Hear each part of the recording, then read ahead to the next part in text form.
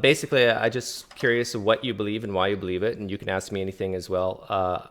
I met Candace in the YouTube comment section. At what video was it? It was the one where I critiqued John Lennox, correct? John Lennox. Yes. Are you a big Yes. John Lennox fan? I wouldn't say I'm a huge John Lennox fan.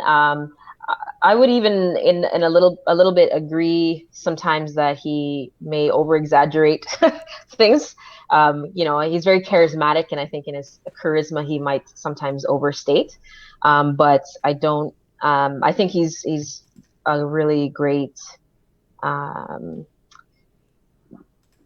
apologist in that he really does hit sort of the emotional side of it as well, as he expresses his defense for the Christian faith, which is also good because I mean head knowledge is great, but heart knowledge is even better, so, or not better, I shouldn't say better, but it's certainly a part of the walk is not just head knowledge. It is that ability to really connect with God, um, emotionally, but having that backing that there is reason to our faith. You know what I mean?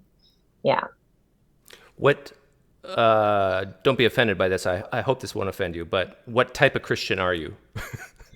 What type of Christian? I've Yeah, never had anyone ask me that before. What type of because Christian? it's obvious you're not a Catholic Christian, a Roman Catholic Christian. No, oh, okay, I see what you mean. Uh, I'm not a Roman Catholic.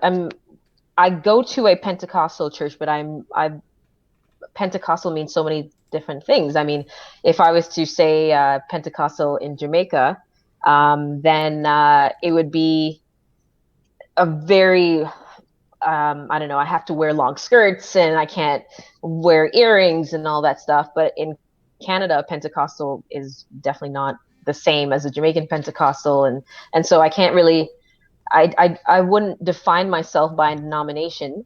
I would define myself by my faith, by um, by Christ, really. So I'm more comfortable with the term saying that I'm a disciple of Christ. I'm a follower of Christ.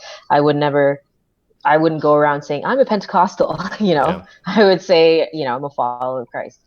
And so, and humans.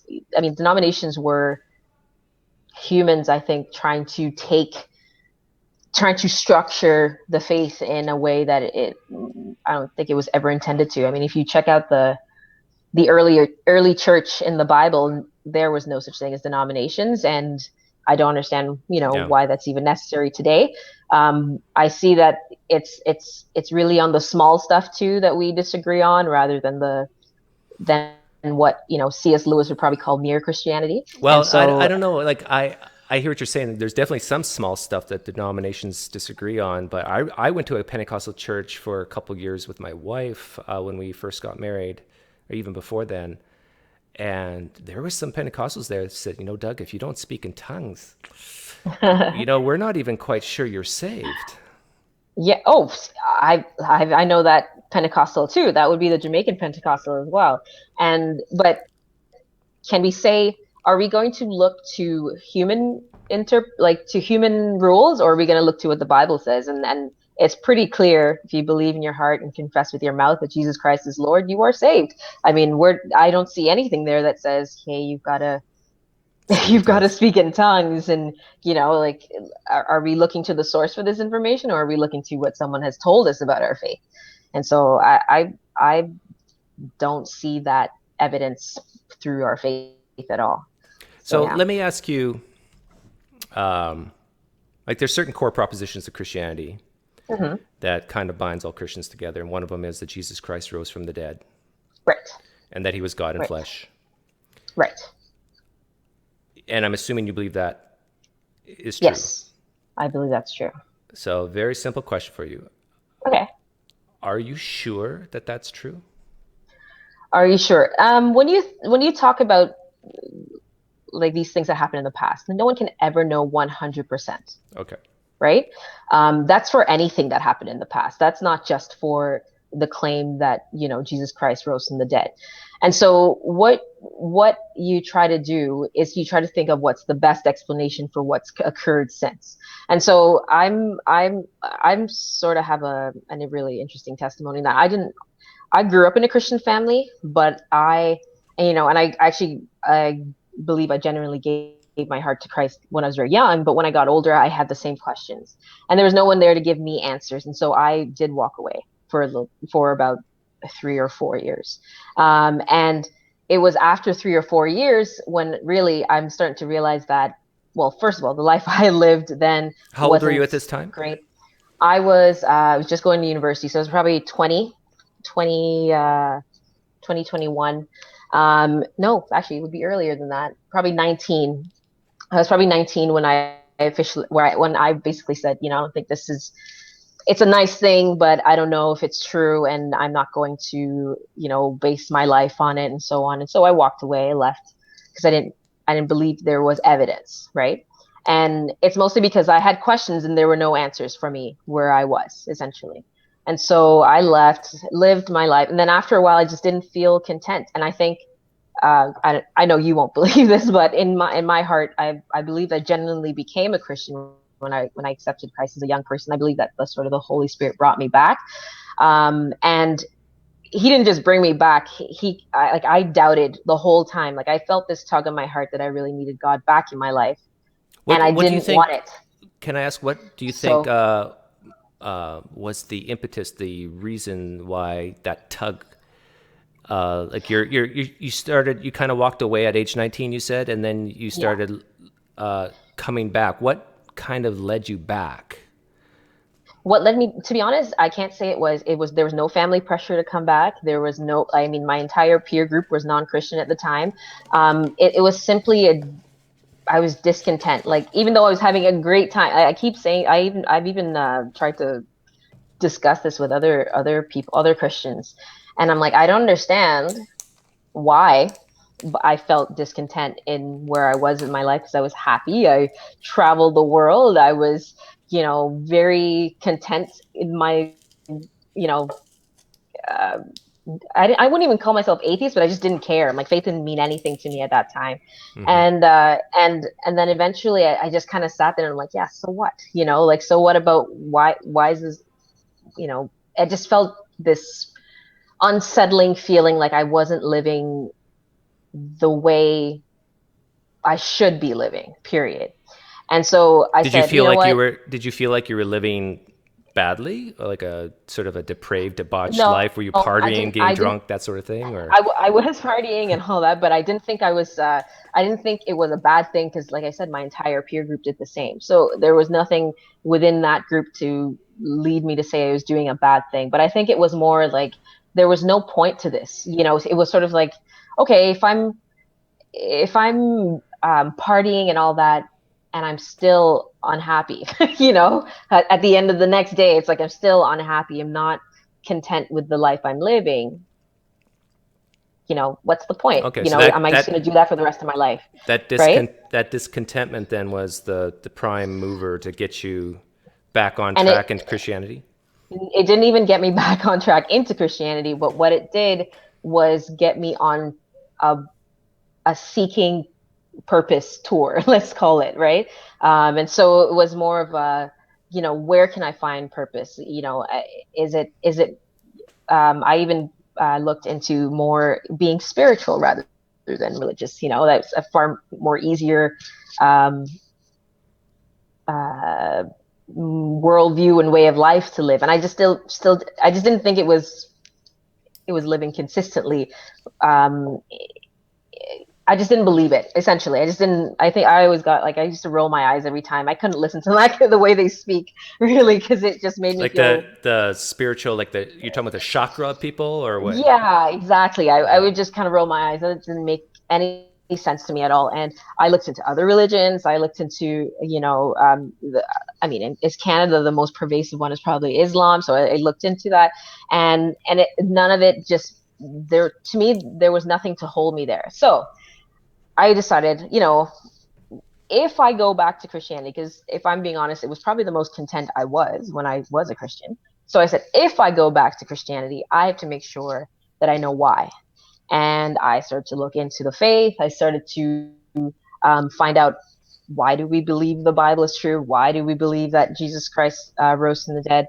And the at the end of the day, the the facts, or the not facts, but the evidence that's there was the best explanation for um, the world we live in, for you know, I don't know. I'm trying to think of the words I here. think I know what you're saying. You're talking Right, about what William Lane Craig talks about, and Gary Habermas and so forth. That we have this narrative in the New Testament, and it seems to explain what happened, in how Christianity grew and thrived. But I want to get back to something. One of the first things you said right. when you came on, you mentioned a heart thing. Yeah, And now I'm hearing you mention things like evidences in the Bible and so forth. What right. what in your opinion? I'm sure it's both. Both is the reason why you're a believer. But if you were to choose one over the other, like what actually gets you out of the morning saying yes, I'm a believer? Is it that personal experience, or is it the Right. evidence of the New Testament? Well, what got me back into Christianity was the evidence, and then what made me stay was the heart feeling. So, Okay.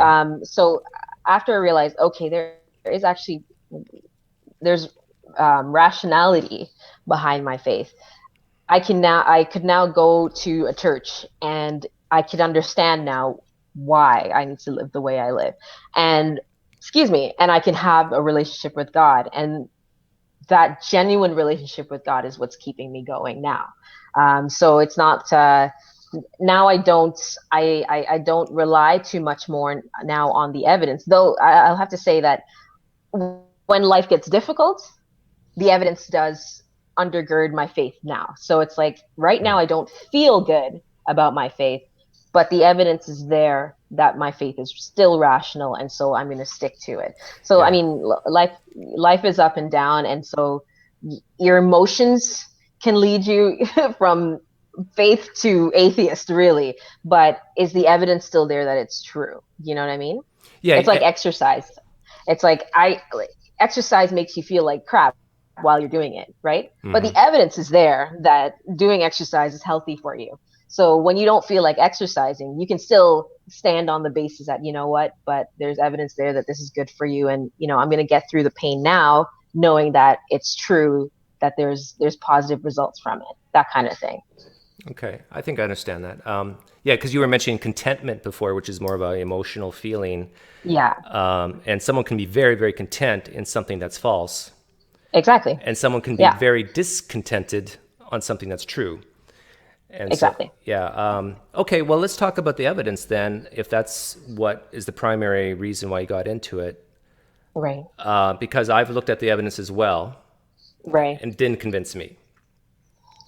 I don't think necessarily the evidence is there I mean, well, it can convince you, but I don't think evidence is enough to compel you to become a Christian.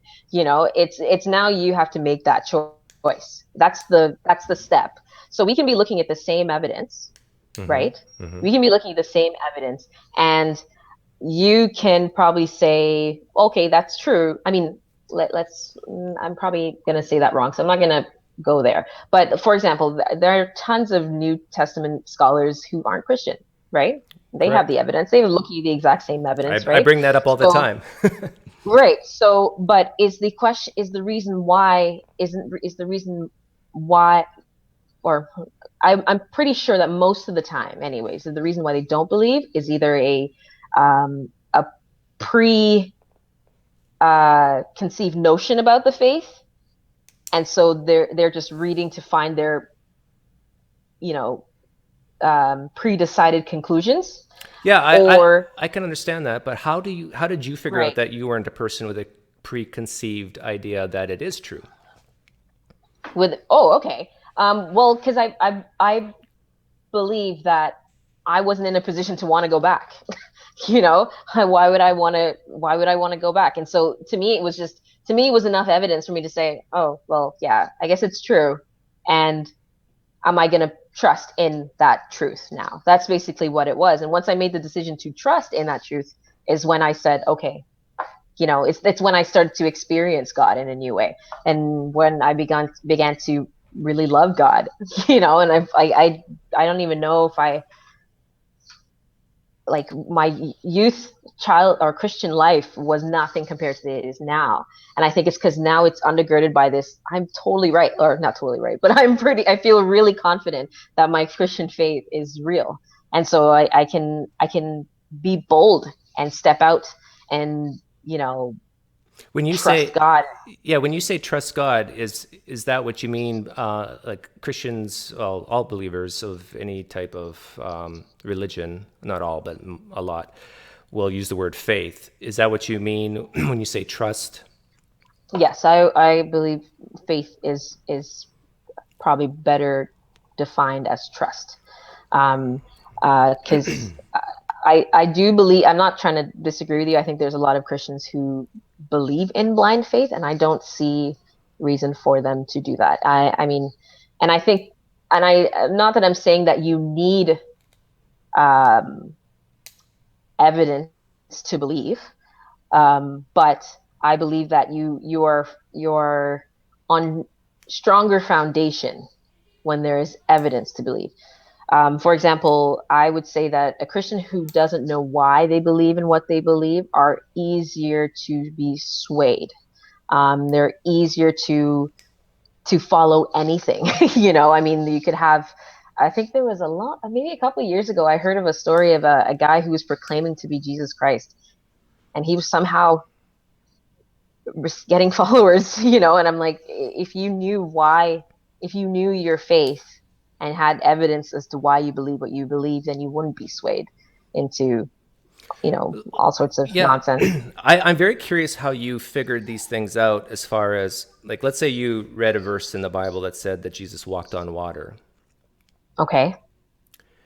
Now, when you were coming back into Christianity, did you read that verse and say, oh, yeah, this is what happened? Or did you say to yourself, maybe it happened, maybe it didn't? Um, here's how I see, the Bible. Here I agree. I believe the Bible is true, but I believe it because the resurrection is true. I believe the resurrection is true. Okay. So if uh, if someone who um, lived a great life, predicted their own death, said they were going to resurrect in 3 days, and actually did it, and there's enough evidence to me that that's true, then anything that he said after that, I'm going to believe is true. Or anything that's associated with this life, I'm going to believe that's true. But I'm That talking, that yeah, I'm like stepping back and let's say we are truth seekers and we're looking at the Right, Bible and right. we just don't assume it's true to begin with, correct? Like we kind of just say, No, maybe it's true, maybe it's not. So when, right, even with the resurrection, when you read the part that said that Jesus rose from the dead on the right. third day, how did you figure out that that in itself was true? All the situations that surrounded that. So, for example, um, what's the best explanation that this uh, budding new faith grew so rapidly in the place where the guy died, essentially, in the place where there's a tomb that everyone knows where the tomb is. Um, Is that true? it, yes, that is true. He was buried in the tomb of what's it called? Oh my gosh, his name just came and left me. Um, Because I thought there was like in Israel, no, there's two places that they're oh, kind of no, competing no, no. against. No. You're thinking of the modern day place, right? But in terms of historical accounts of where Jesus is buried, it says that he was buried in the tomb of Joseph of Arimathea. That's it. Yeah. So, which he was a person of the Sanhedrin. That means that he's a person of stature, really, within their Jewish community, and you would know where that tomb is, essentially. So, if he didn't rise from the dead, someone could have said, "Well, just check the tomb." But His body would still be there. how did you figure out that there actually was a tomb to begin with? That even the narrative that said that Jesus was placed in a tomb, was it true? Okay, I see what you're saying, but how do we know that about anything then, of any person of antiquity? Do we just not take? We Well, have to yeah, throw out everybody's, no, not any really, account. because It's a yeah. Go ahead. the reason why I ask is because we do have records from Roman history that says that when crucified people were crucified, and I think even William Lane Craig talks about this, that they Right, were often thrown into a common pit. right. And I agree. yeah, and so for someone to be actually put in a tomb is highly irregular. Now, I'm not Right. saying that it couldn't have happened, but at least on a historical basis, if we're looking at the evidence impartially, we have reason to doubt that there was even a tomb to begin with. But are you looking at the biblical accounts as historical books, as historical records? I think that's the necessarily bias maybe that you're coming at. Because to me, the Gospels are simply biographies. They're biographies of Jesus's life. And just like you would have a biography of Alexander the Great and so on. So if these are biographies of his life, and within the biography it says, hey, he was buried in the tomb of Joseph of Arimathea, then there you are.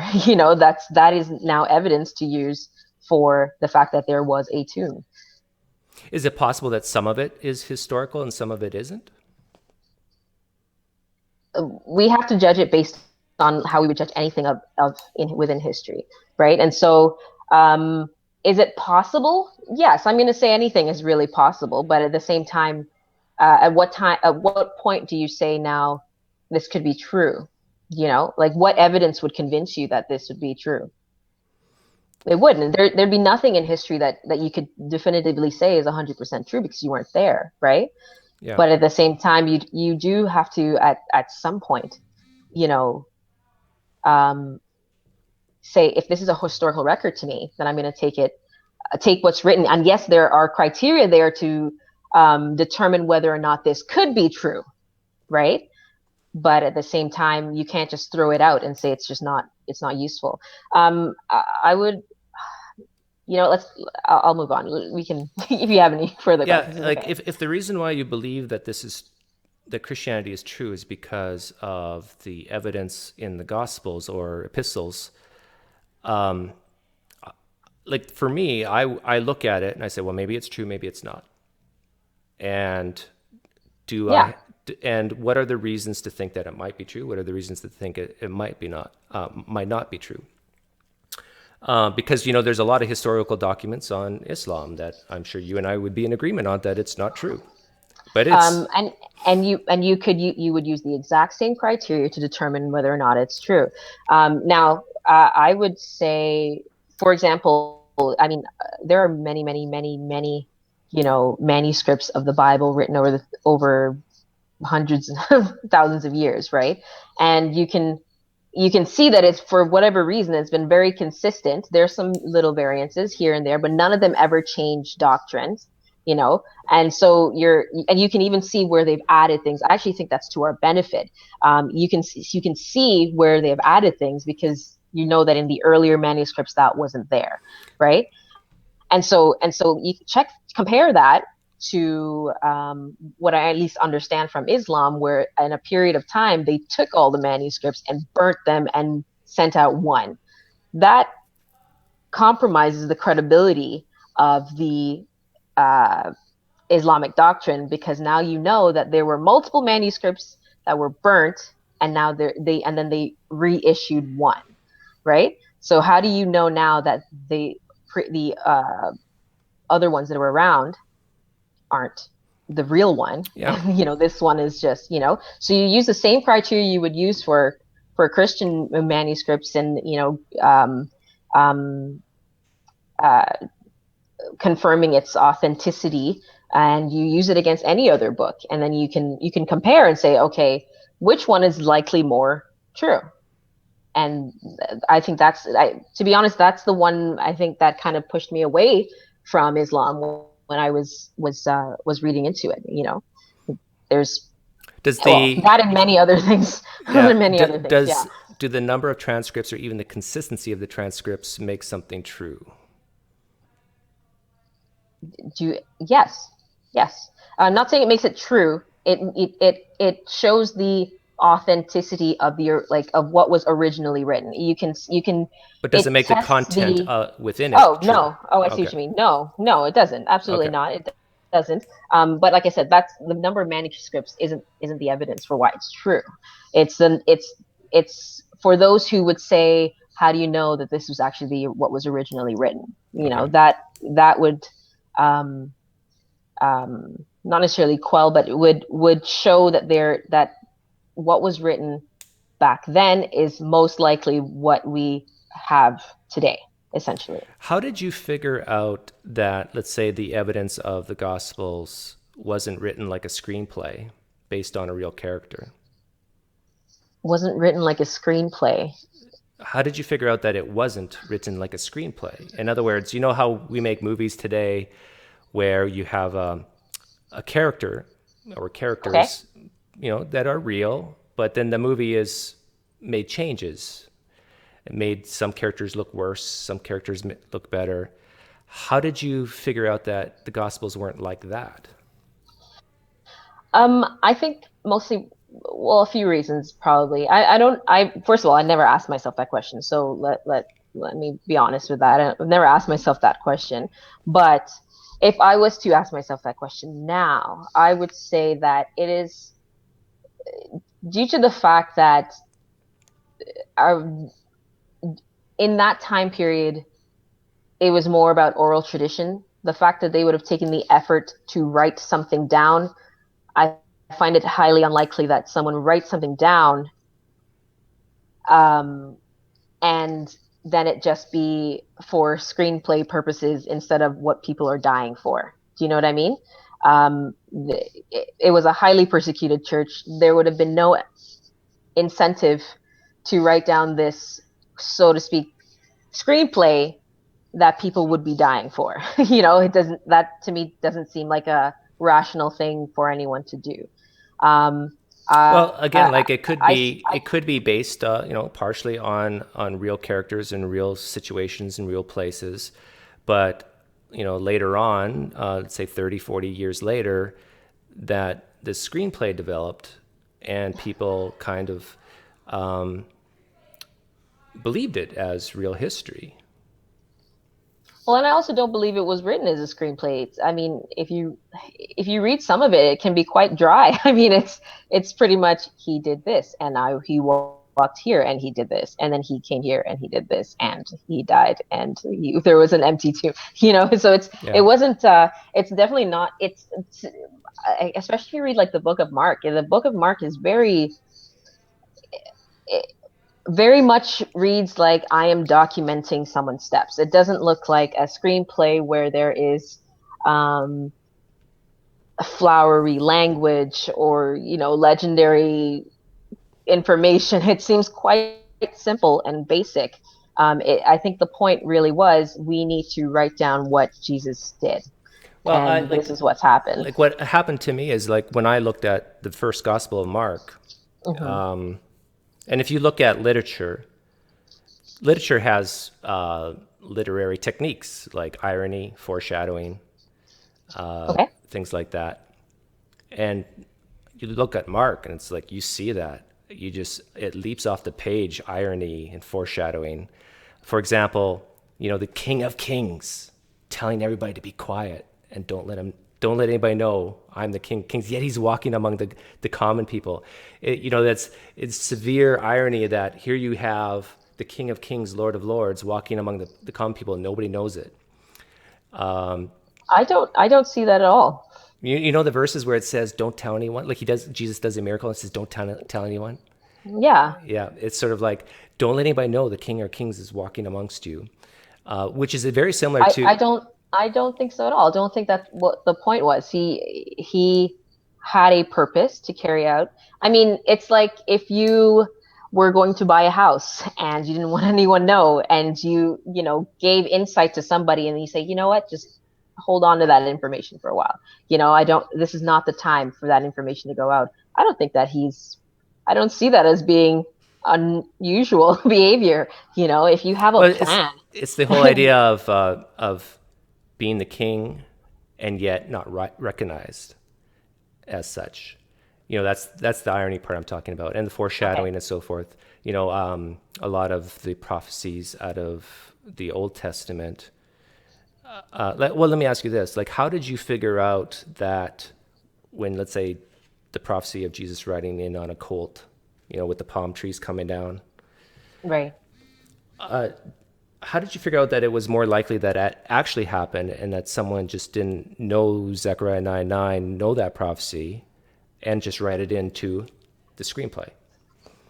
I don't think so. I think at that point, people were already um, saying he was the Messiah.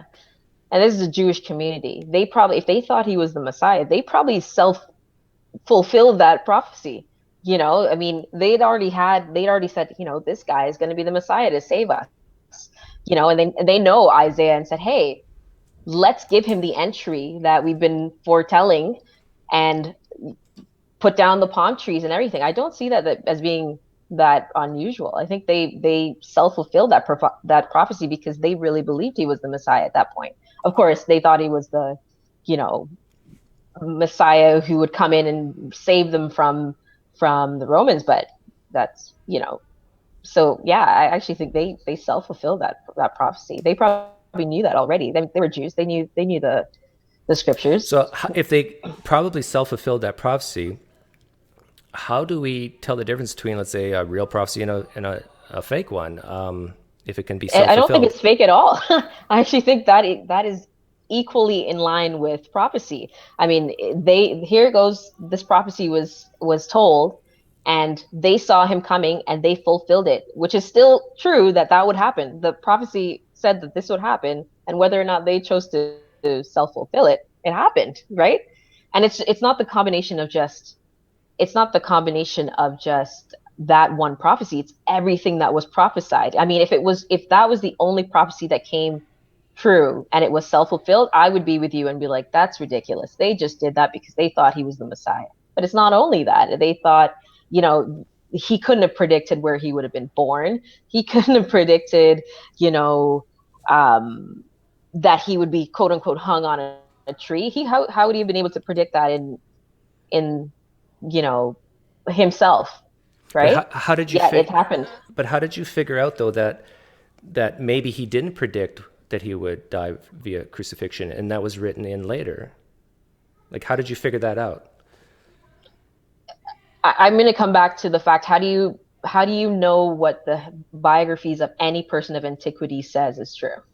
Like you really have to if you question everything, then you'll never know anything. I feel like that's basically it. I mean, you have to say based on the information that we have, right? Are we taking this information as a biography? And if we're taking the information as biography, we have to then, I'm not saying trust it wholeheartedly, but you see that, so all the surrounding issues, why would people die for something they knew was a lie? It just doesn't make sense to me, where they were in a position to know that it was a lie. Is You that know, a that's the big stuff. reason for you, like the Yeah, martyrdom? that is certainly one of them. I mean, if you're in a position to know that something is a lie, why would you die for it? I'm curious to I can know. yeah. I'm curious to know what you think I would say to that as an unbeliever, because I hear that often. Why would anyone die for something they know is a lie? Have you heard any responses to that from unbelievers? No, no, I don't. They just say, "Oh, you can't really know it's true," and they would just continue to question. They would just continue. It'll be an unending loop of questions because at some point you have to say, are we now taking this document as history or biography, and then based on all the events that surround this biography, is it very likely that this is true? I'm not saying it is true, but is this not a best explanation that they really believe that this is true? You know? Well, yeah, I want to get back to the martyrdom because it sounds like that's really important. But you brought up best explanation several times. Hang on a second. I'm going to tell my kids to keep it down.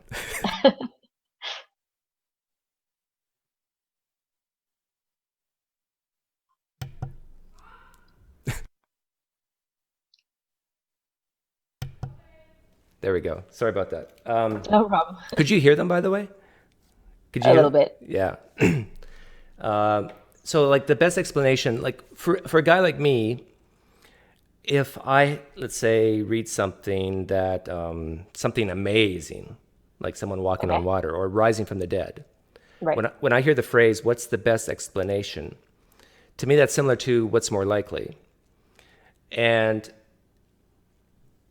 and I guess I'll ask you this, like what, just, between me and you, common sense wise, what's more likely, that a man rose from the dead, or a book just says that that's what happened?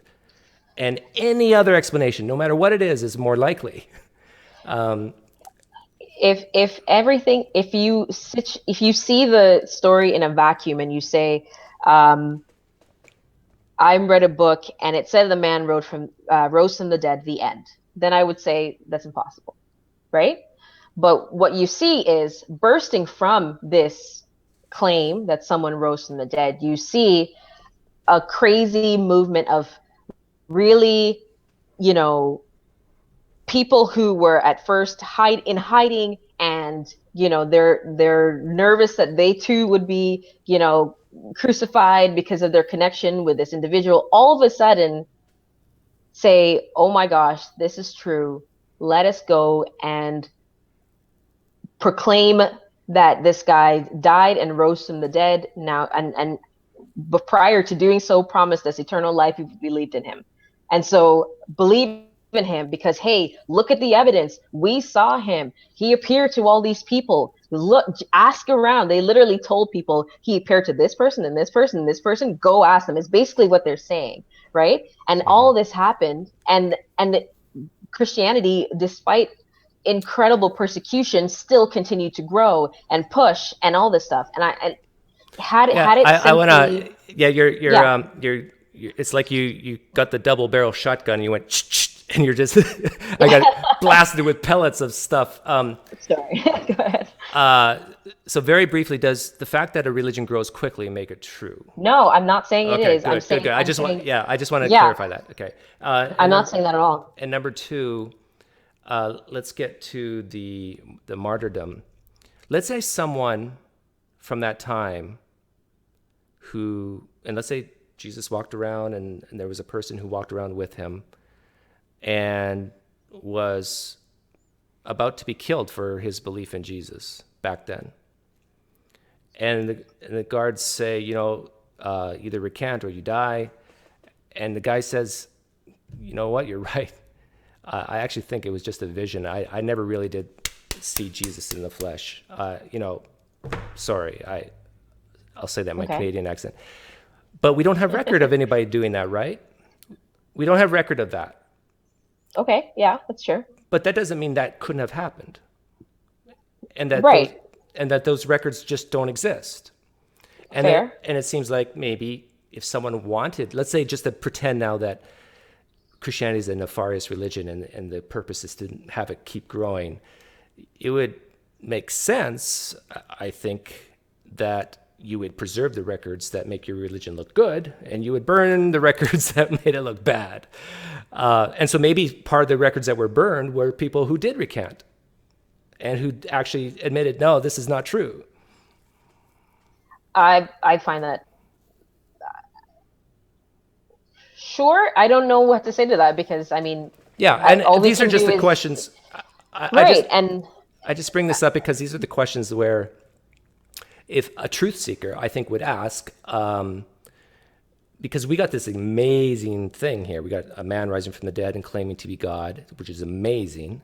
It has huge implications on one's life, both here and if there's an afterlife.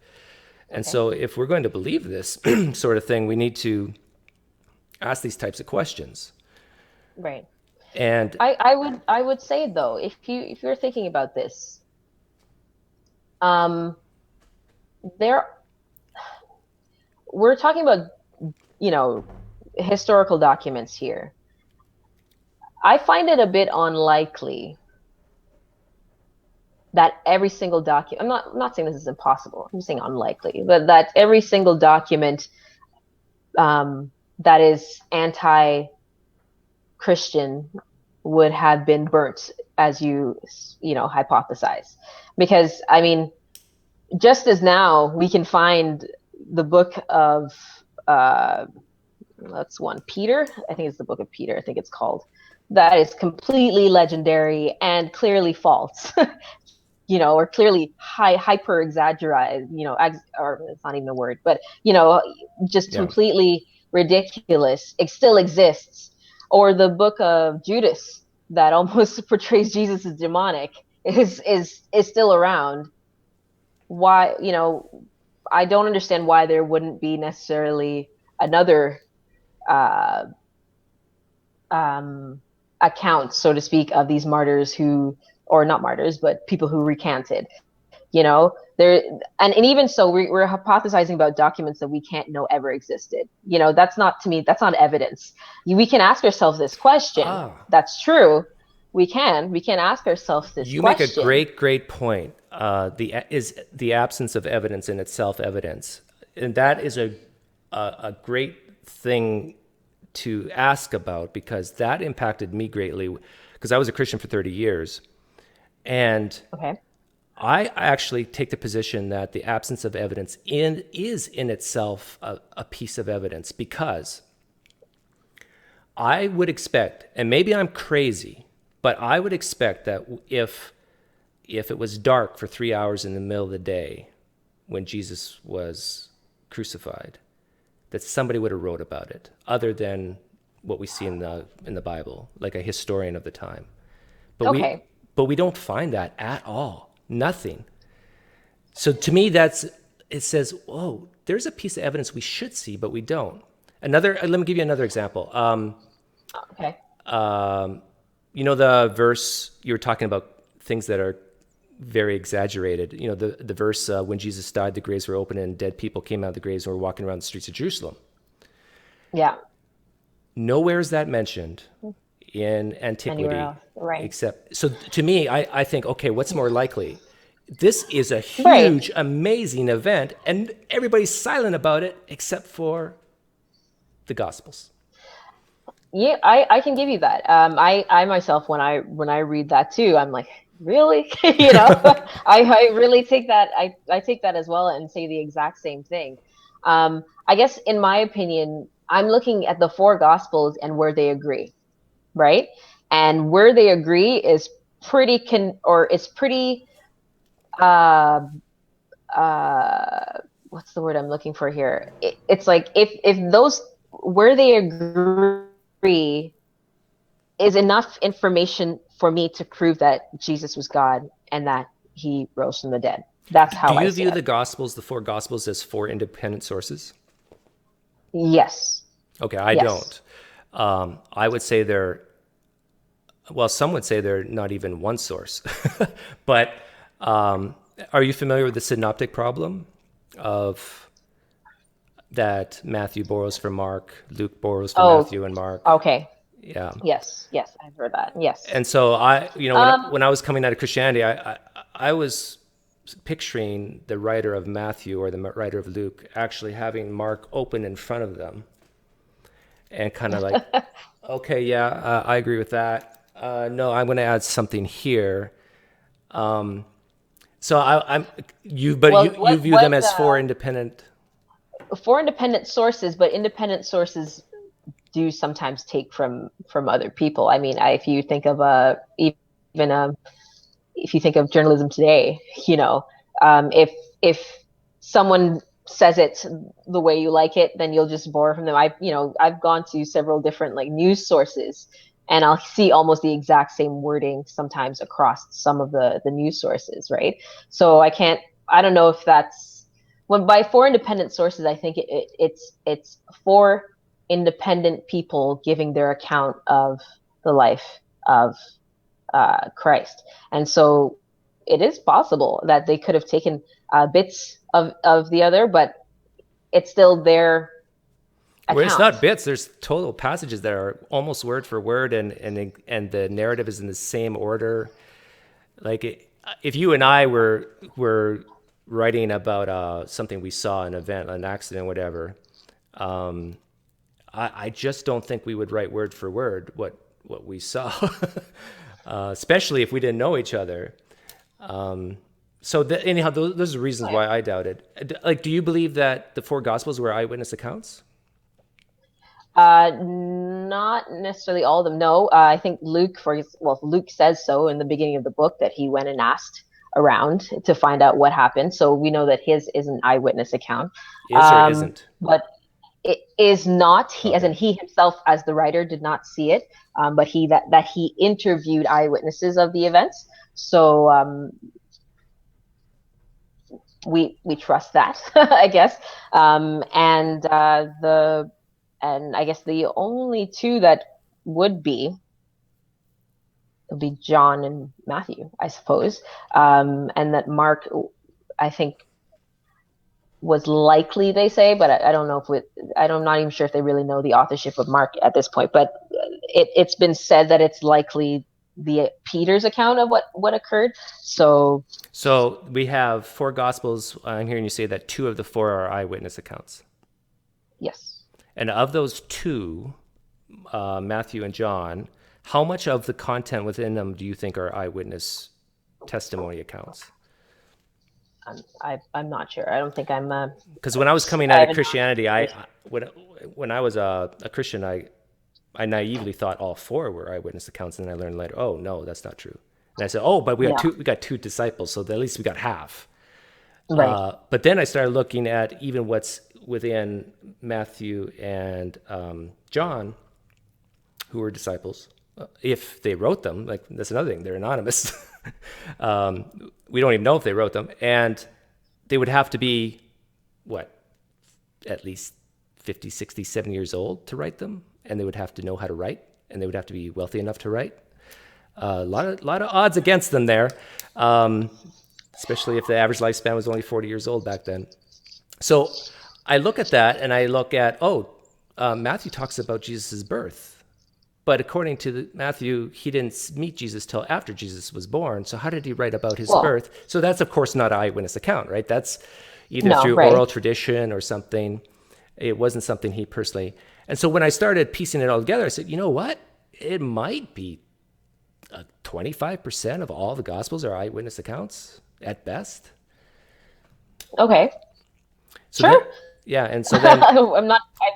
Yeah. I mean, but to me, that is. I give you that. I give you that. I mean, I don't know. I don't know. I'm not a biblical scholar. I told you I'm more of a casual apologist. Not really. Um, someone that makes this my life work, right? But at the same time, uh, if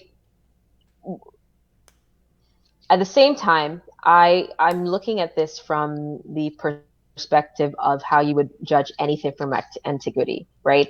The same, many of the stories of people of antiquity is written by non-witnesses. So we'd have to also now throw out everything. If you think of Alexander the Great, that was nowhere near anyone that's even in the lifetime of Alexander the Great. well, That's I'm the not first saying we writings we throw have. things out. Yeah, Candace, you make a Right? good point. And Yeah. I hear this often, and so I really want to clarify this. Okay. Because a guy like me questions the historical narrative of Jesus, Right. doesn't mean I don't question historical narratives of other people in history. But Okay. the difference between Jesus and Alexander the Great or Jesus and any other character in history is that there's so much more at stake. So when I have something that affects me personally in my life, like if Jesus is who he said he was as portrayed in the Gospels, and if I don't believe in him or whatever, some Christians are even, they Okay. disagree on, who goes to heaven. But if it's true, I'm going to hell. These are important matters that impact me, right? So I Okay. have, but there are other claims in the world of other deities and so forth. So I have to take this seriously and ask questions. Is this actually true? Okay. Now, I guess the question would then be, what would make you believe it to be true? Great question. I love that question. And I have a friend named Billy who mentioned that, I hear Christians, like there's probably some atheists listening to us right now who are bored out of their tree because they could care less about the New Testament in the Bible. They really don't care. And why don't they care? Because it's so long ago. Like, what has your God done for you lately? And so you're asking a great question of, if your God is real, if Jesus is the Son of God, then I want to see, feel, touch, have something even repeatable in my life that I can, that can't be easily attributed to something else. And I don't need proof. I'm not talking about proof. I'm not talking about certainty. All I need is my confidence raised. I always use the Okay. example of my sister who's paralyzed from MS. She can only move her eyes and her mouth. Okay. And you've heard of, why does God hate amputees? Because it seems like God heals Well, back pain, but not amputees. I have a high standard of what can this God do now, and and so I would need to see something like that.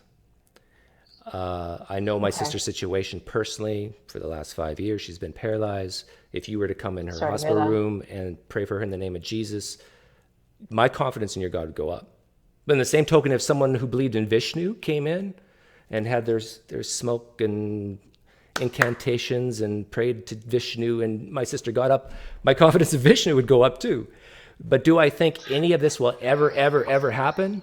No. And I think if Christians are honest with themselves, they don't even believe it's going to happen. Um, I would, I would partially, I understand where you're coming from. I mean, the walk, the Christian walk is never easy, and but to me, if we truly believe the Bible, that's exactly what it says. It says it's Yes. not easy, Not you only know. it says that And you'll so, do bigger things than Jesus. uh, but it does not promise you a happy life on earth. It does not at all. In fact, it says the opposite. It says, it says that if I'm persecuted, they will persecute you too. It says it by no means promises you health and prosperity. And so, and if you look at the whole message of the Bible, the whole message of the Bible is essentially that we live in a broken world with broken people. And at the end of it all, when we are with God, is when we have the promise of freedom from this broken world, essentially. Right. And so that's our hope. This is a verse Right. that the pastor who actually married my wife and I, Right. he leans charismatic, he leans Pentecostal a little bit, and Okay. he reminded me of this verse years and years and years ago, and I never forgot it. He said, I can assure you that whosoever believes in me will do the same things I have done. This is Jesus speaking. And they will do even greater things than I have done, because I'm going to the Father. And if you ask for anything in my name, I will do it for you. And if you ask for anything in my name, I will do it for you. Then the Father's glory will be shown through the Son. Now, I know Christian apologists and pastors can kind of mold that verse, but that verse is very clear. It says, look, Jesus healed the lame, made the blind to see, made the deaf to hear. He raised people from the dead. And he's saying in this verse that you will do those same things, Candace.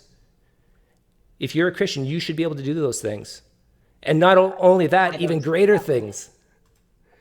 Now, I look at that verse, and that verse is either true or it's not. Yeah. I see no No, evidence I that I see no evidence that it's true. I see what you're saying, and I don't interpret that the same. I don't interpret that scripture the same. I interpret that as God's final words to his disciples, and that they will do greater things. And not only that, I don't agree that it doesn't exist. I actually do believe that people are healed today from more than what you call back pain and so on. I believe I personally, I think I don't want to misspeak here. Let me, think about this a little bit. But from what I see is that it is typically, for whatever reason, in North American or Western Hemisphere countries, these are not things that we see for whatever reason. Yet It's we because we have know that smartphones.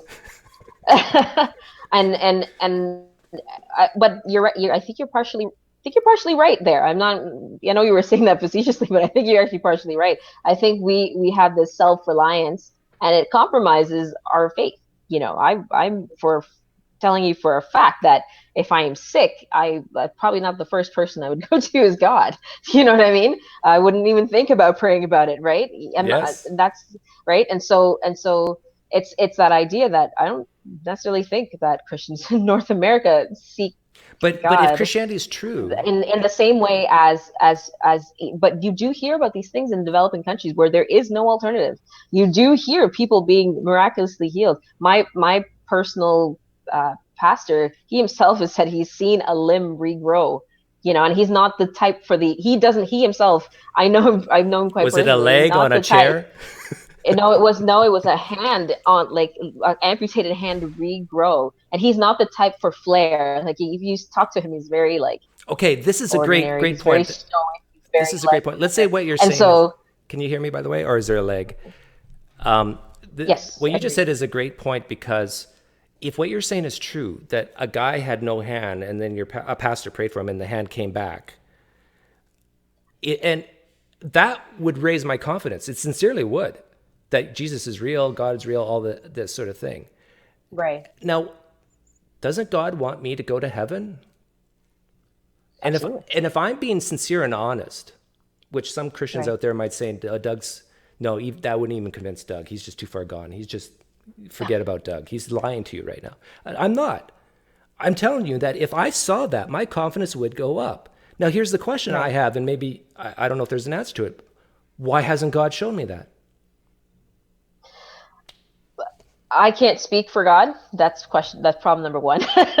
But I don't necessarily know if, like, I mean, God will know what will draw you, and maybe He believes there's sufficient information there for you, and you're choosing not to believe. I don't want to speak for God, but that's how I see it. I didn't get that sign either, right? But the evidence was enough to bring me back. So I saw enough evidence to believe in Christ. I believe that our world shows that at least that God exists, not necessarily that Christ exists, but the world, to me, the world is enough of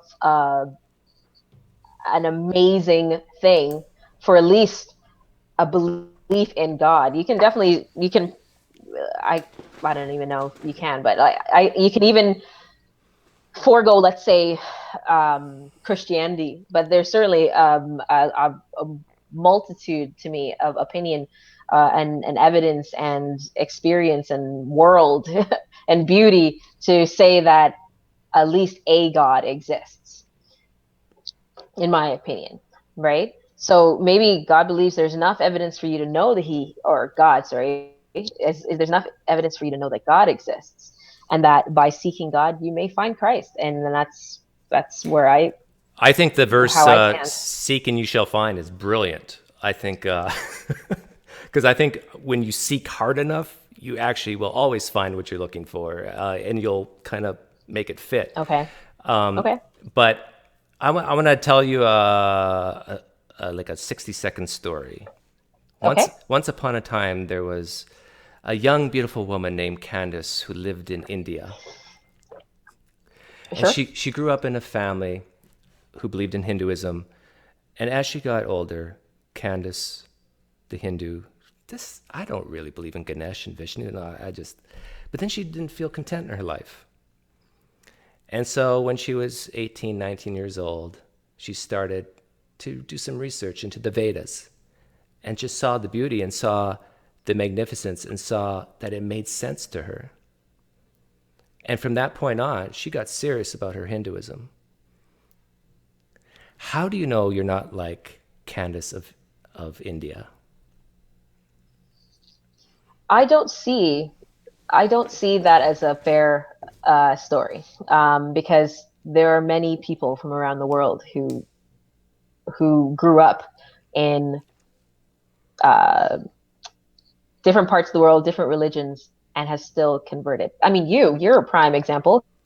You grew up in a predominantly Christian country, and you said you were Canadian, right? I'm Yeah. not sure if Canada's a predominantly Christian country, but you grew up in a Mennonite family, Right. and you left the faith, and who knows, you may come back.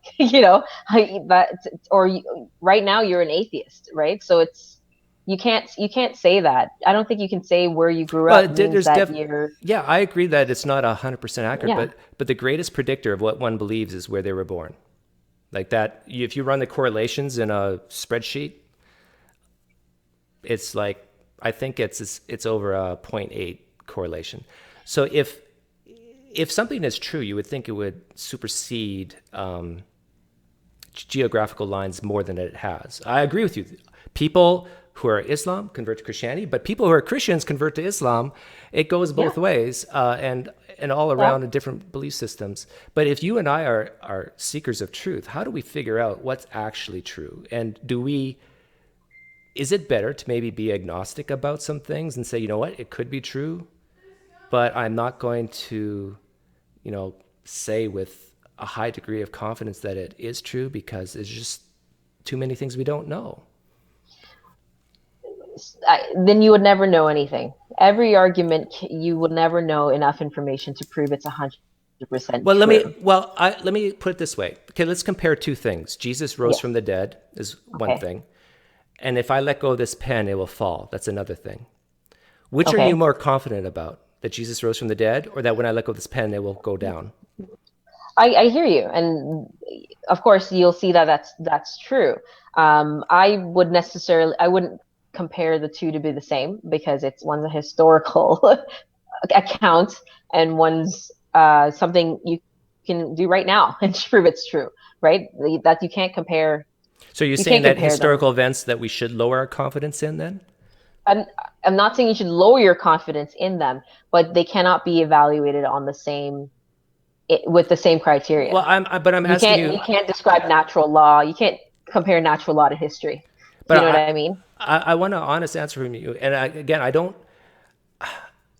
It And I think your experience, you're right, is one of the reasons Christians stay Christian. I mean, devout Christians stay Christian. Some of it's simply tradition. Some people just believe because my mother said so, and her mother said so, and her mother said so. And then some of it is you see people who truly experience God in a very meaningful way, like I would say I have. And sorry, my phone is going off there. And someone's it's giving you advice on what? Don't talk. Don't no, talk. no one knows I'm doing this. Okay. It's okay. But it's just you know there is a point. Oh gosh, I just lost my train of thought here. I'm Um, sorry. um, there is meaningful walks with God, and then there is traditional walk with God. With everything, there's going to be sort of a counterfeit, right? With every worldview, there's sort of a counterfeit worldview. I know people who don't believe the same as you do, right? They're atheists that are atheists are not the same, you Right. know. I agree. And so it's the same. It's the same idea. Do we now criticize how someone came to know that Jesus, or sorry, how someone came to find faith, or do we look at the evidence as to why this might be a rational thing to believe in? Yeah, the reason why I've spent so much time on the evidence, and I usually don't do this, if you've watched any of my past interviews, I usually Okay. don't go into the minutia of the evidence, but you came on and said that this is what convinced you, and so that's why I've gone a little deeper into it. But very quickly, have you studied, let's say, from historians who say the opposite of what, let's say, your pastors would say or whatever? The historians who, and I think you even mentioned it earlier, the historians who've spent their whole career studying the New Testament and don't believe. Yeah. How did you figure out that they were wrong, or that like that what you believe you got it and they Personally, didn't? I think personally how I saw it is that they came in already with a philosophy that would preclude the miraculous. And so if you say on day one, before you even open the Bible, miracles don't exist, that means that when you open the Bible, everything that is But do you know that they remotely came in that way? miraculous. But Candace, do you know that? Yes, especially for example, the Jesus seminar, they made that very clear up front. They don't believe in anything miraculous, No, and I don't think so that's they true. anything I do not think that that's is true. true. No, this is what I've actually talked to some historians, or at least one, who was at that seminar. And the way that most historians will talk about history is their job is to figure out what probably happened in the past. What probably Right, happened in the past. Now, miracle right, claims by definition are the least probable. So they can't right. so they but that's different than saying miracles can't happen. But then you'll see though in their um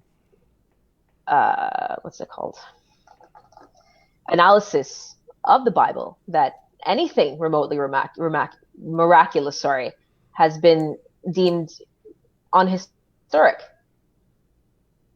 Well, the thing is That's how that's their conclusion. yeah, the thing is But at the same time, they'll respect Paul's writing because they really believe what he wrote was true. And then he has that one section. I can't remember where it is now. First It's not going to come Corinthians to me. 15. There you go. that talks about the resurrection.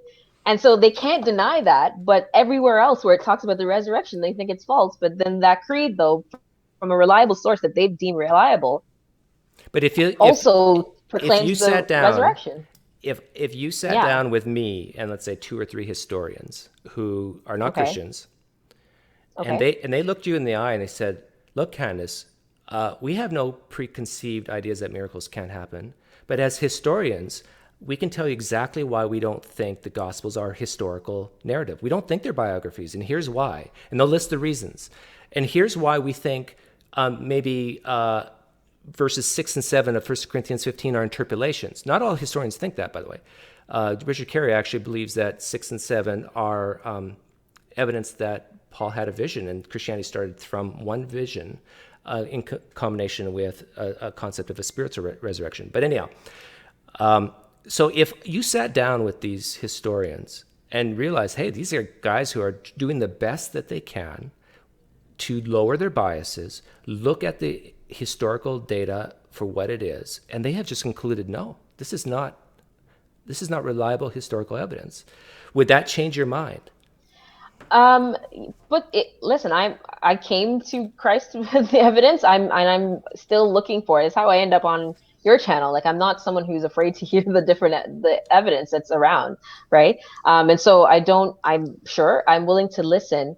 I guess right now, like I told you, the evidence got me to Christ. It's the relationship that's keeping me there. It's really hard to deny personal experience, And so it is.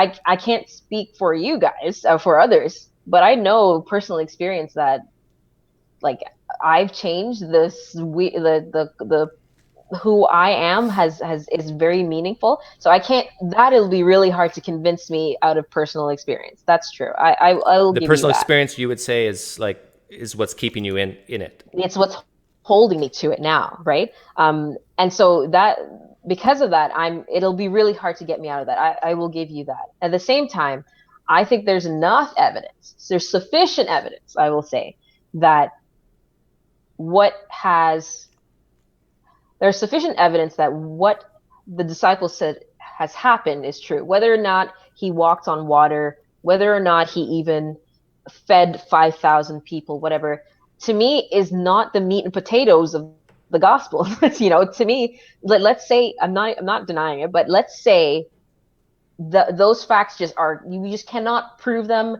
Let's throw them out of the Bible, but they still agree on these really what 4 or 5 major points about Jesus's life Four, that yeah. And none of them have to do with for the resurrection. yes, the last one is the he that at least that his followers truly sincerely believe that he resurrected. That is still one of the 4 facts, right? They didn't just make it up that he resurrected. They truly believe that he resurrected. According to Richard Carey, they're even backing off on that one. But I guess we've been on for an hour or so, but I want to, it seems like we've spent all this time on evidence, but maybe Okay. the real issue here is that the personal relationship. I'm curious to know if what do you think I say when I hear Christians say, "But Doug, I've experienced Jesus." What do you think I my reaction is? Probably the same that mine was when I was not following my faith. It's sort of like, well, who cares? It's your experience. At least that's how I saw it. It was like, No, I well, care. you know, okay, then it's better than me. Then you're better than I am. That was not like that at all. I sort of said, fine, that's your experience, and that has nothing to do with my life. So I'll move on, right? And so, but for you, I don't. To me, I can't speak for others on what they believe when they say that. I can only speak from my own personal experience, and I've seen God time and time again in my life. I've felt the presence of God in my life. Oh, I I'm got a not, story to tell and you. I don't think. I Yeah, go ahead. This is another 60-second story, but you're gonna love this one. Okay. My wife, she said, Doug, come here. I need your help. I said, what's wrong? My contact, it's stuck in my eye. I can't get it out. And so I said, okay, well, open up. I took a look. I don't see it. I don't see the contact in your eye. No, it's there. I looked in the mirror. I see it and I can feel it. It's in there. I said, all right, let me go get the flashlight and the magnifying glass. So I left the room. And then while I was out of the room, I could hear her yell, oh, never mind. I found it. It was on the counter. And then, like my wife knows I'm an atheist, right? And I said, I'm not going to bring up religion here, but can you at least acknowledge that sometimes what we are so confident about, what we see, what we're confident about, what we feel, doesn't necessarily represent reality? And she looked at me with a big smile on her face. Yeah, I get that. And I thought it was a perfect analogy for even religious experience or spiritual experiences. It's like you just feel it's true. You just see it's true. Oh, look at all these things. It can't be coincidence. And it's just so powerful, but yet you could be wrong about it. And so these are the things I think about when I hear personal experiences. Not to please don't feel like I'm saying that your experiences are not real, but what you attribute them to might not be real. Just like it's not real for the Muslim who's had a transformed life. I have a video where a guy lived on the streets, got a gun pointed at him, drug addict, all these things. He found Allah, and it transformed his life. And he's no longer, he does great things in the community, all these things. His life was transformed. He has a personal relationship with Allah. But that doesn't mean what he believes is true.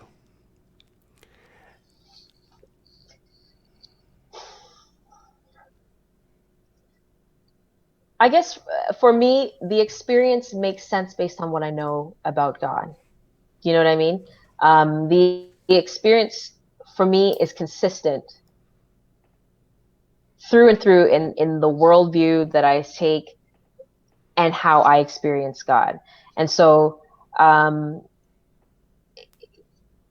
I'm not trying to say that, you know, especially in that scenario that you gave, the guy who's Allah has, he found him and it changed his life. I'm not trying to say that, you can't do great things in your community if you don't believe in God.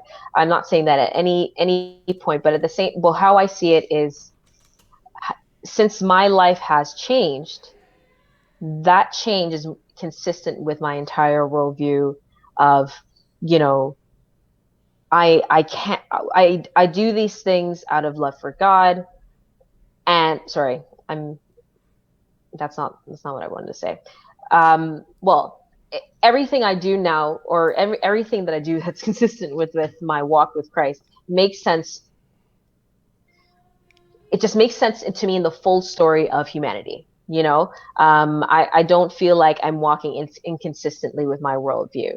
Like, I'm sure you've heard the idea of uh, moral law and stuff like that. Like, Mm-hmm. why, where do we get our basis for moral law? Where, all that stuff. So to me now, doing a good thing makes sense because clearly a standard of good has been set for me. It's not, I'm, Yeah. this is not just a good thing. It's morally correct to do, so on and so forth. So things make better sense to me based on the But entire Candace, worldview I'm that I going to have. be very honest with you. Yeah. What I'm seeing in you now Yeah. is we talked about evidence, Right. we talked about personal experience, and now we're shifting. It's like we had a little tiny circle when we started, and then it Yeah. grew and it grew and it's growing, right? And now Right. we're almost to the big circle of, well, there has to be a God out there. No, And well, that's not what I mean to do, and you're right. I have done that, but that's not the me. What I'm trying to say is, I'm not. You can't look at it in a vacuum, right? It's Jesus Christ, but if Jesus Christ, we believe Jesus Christ is God, right? And so I'm not. If it was just this story of Jesus Christ and I had nothing else to go on, it's still not enough information. But it's the information that I can believe there is a God, and then I can see that it's been revealed in Jesus Christ. To me, it's very consistent to live that way, right? It's so I can't. I'm not.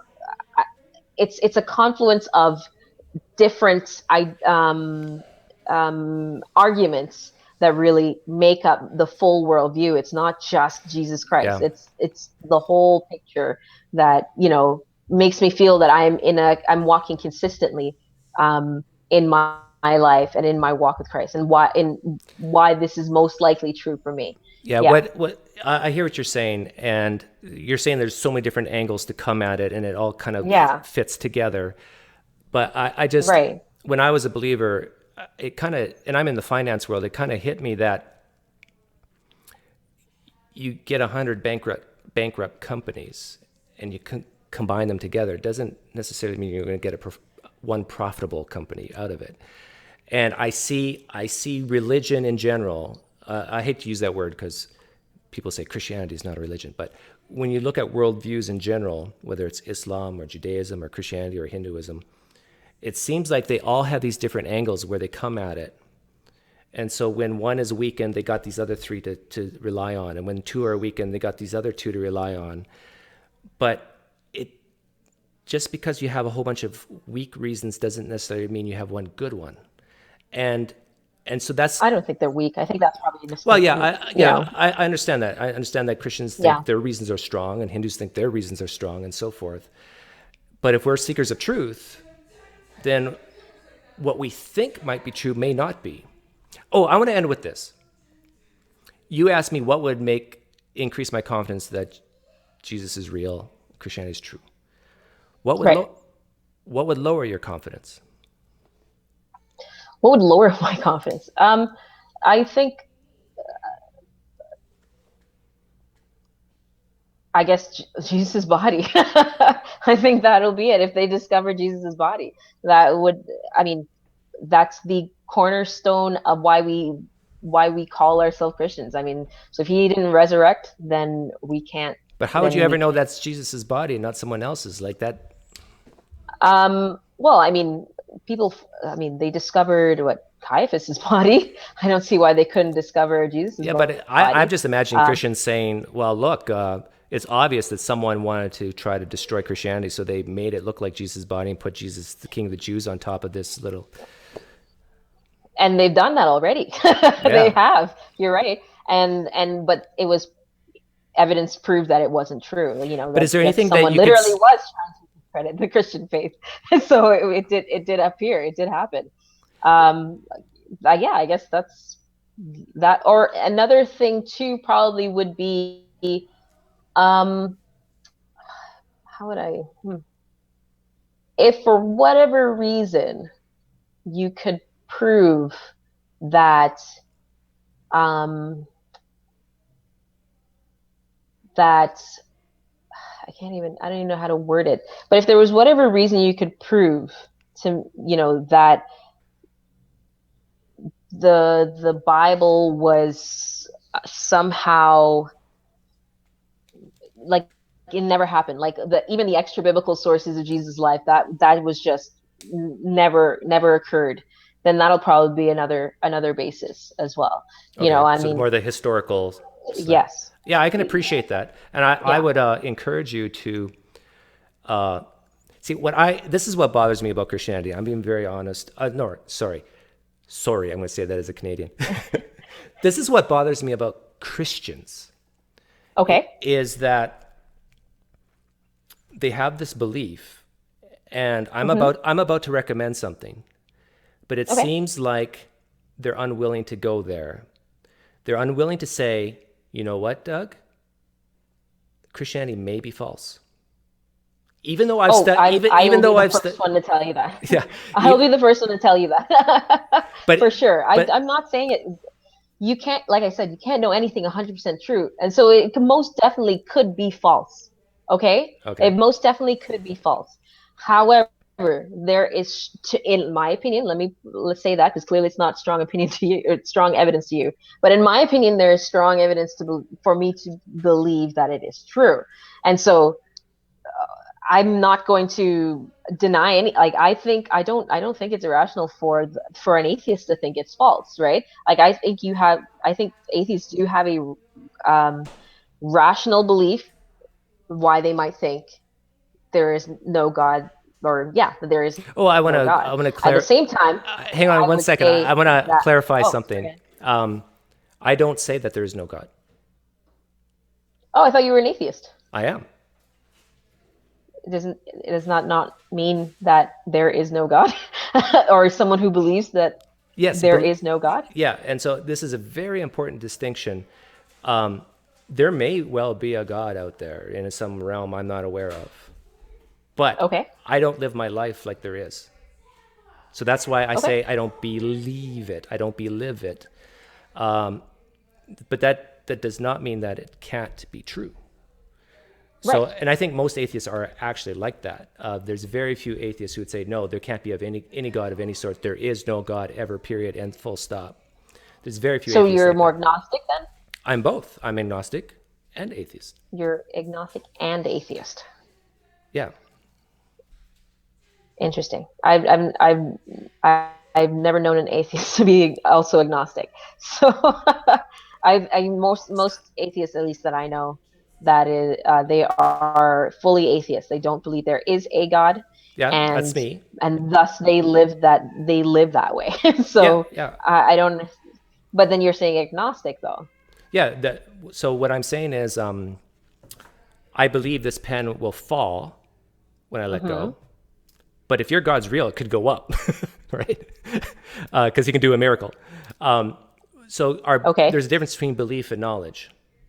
And so this is a very important distinction, especially when it comes to burdens of proof and so forth. I believe certain things, but I am very willing to say that I don't know one way or the other. So Okay. let's say your favorite sports team, you believe they're going to win today on TV, Right. and you might even have evidence for that. You look at the stats who they're matched up with. I believe my team's going to win, but do you know that? No. And so in the same way, Okay. you can apply that to deities. You can say, I believe this deity exists, but do I know? No. And it's a measure of confidence levels. It's if you're really, really, really, really confident about something, like this pen falling when I let go, then you say, I know that it's going to drop. But even if Okay. your God's real, it might go up because it might be a miracle.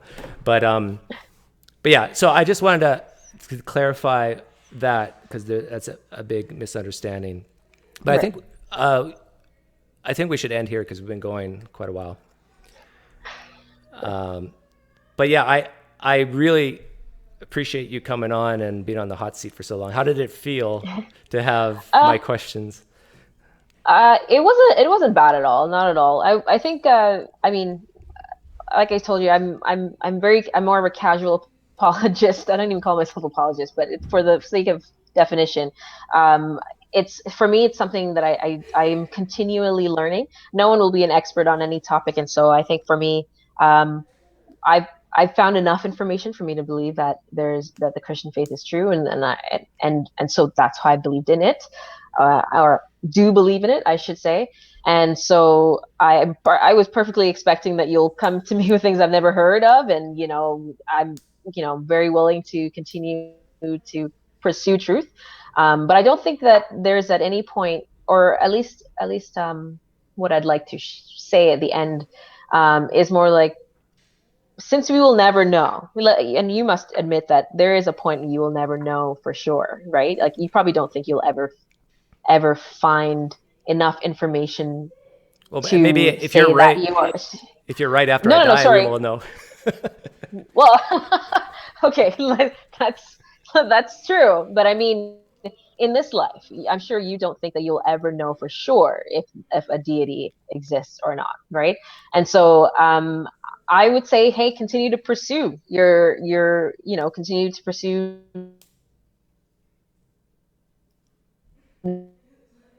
knowledge. I think a lot of atheists I know don't have a basis for their atheism, and I think that's real. I commend you for seeking.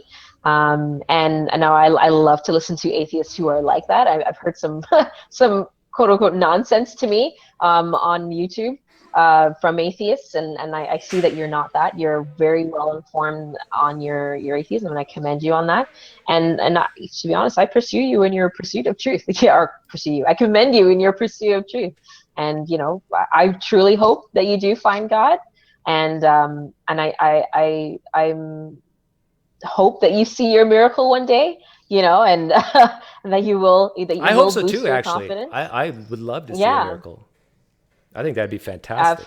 like, right. And I think you should pursue that. And I know you don't. If you would pray for that, and I would pray for that for you, and that you will see your miracle, and that God will, open your heart, and or not open your heart, soften your heart, I think, and let you see the truth of who He is, whichever way that is.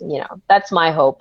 But I understand that everyone has their walk, and go good for you. Well, let's end it there. I'll give you the last word. Thank you so much for coming on. Your connections is starting to get a little bad, so it's a good time to Oh, stop. okay. Are you willing to do this again Okay. sometime? Sure, absolutely. I'll look into some resources. If you wouldn't mind emailing me some of your resources, I wouldn't mind reading anything that you have there. I'd love to know more on what you think. My email address is on the about section of my homepage, so you can no, we emailed each other already. What am I saying? Yeah, Yes, we'll keep in exactly. contact that way. Okay, thanks everyone in chat for hanging Sure. around. We had between as high as 50 people watching live, so Oh, great. that was good. Awesome. Okay, have a good day. Great. See you, All right, Candace. you too. Bye. Bye. Thanks everyone so much for listening. See you next time.